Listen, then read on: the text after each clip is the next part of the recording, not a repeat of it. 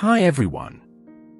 Welcome to the very first episode of Grammar Galaxy, your new space to learn, fix, and master English grammar from the ground up. This is not just another grammar class. It's your guide to remedial English grammar, which means we'll fix the small mistakes, rebuild the basics, and help you speak and write with confidence. Before we dive in, let's understand what remedial grammar means. Remedial grammar is all about correcting common grammar errors and strengthening the grammar you might have missed or forgotten. It's perfect for students, job seekers, or anyone who wants to improve their English foundation.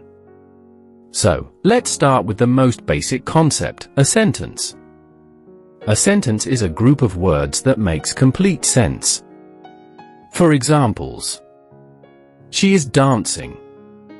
The sun rises in the east. I love grammar. Look at the incorrect example of a sentence. Dancing she is. Why is this an incorrect sentence? Because it doesn't follow the correct order or make proper sense. A sentence usually has two main parts, subject and predicate.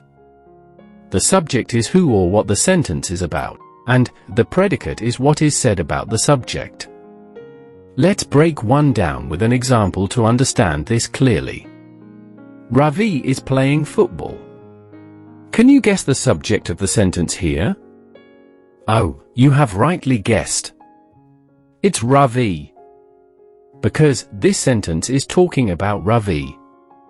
Now, the other part of the sentence, is playing football, is the predicate.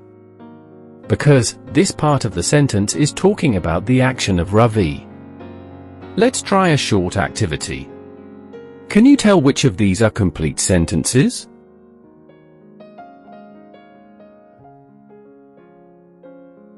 Sentence number 1 and number 3 are the correct answers, because they are complete sentences. Sentence number 2 is missing a subject.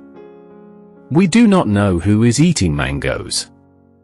Every complete sentence needs both a subject and a predicate. Without one, the sentence feels incomplete. So in today's class, we learned what a sentence is and why it's important. We also touched on subjects and predicates. If you found this helpful, don't forget to like, share, and subscribe for more updates on the English grammar.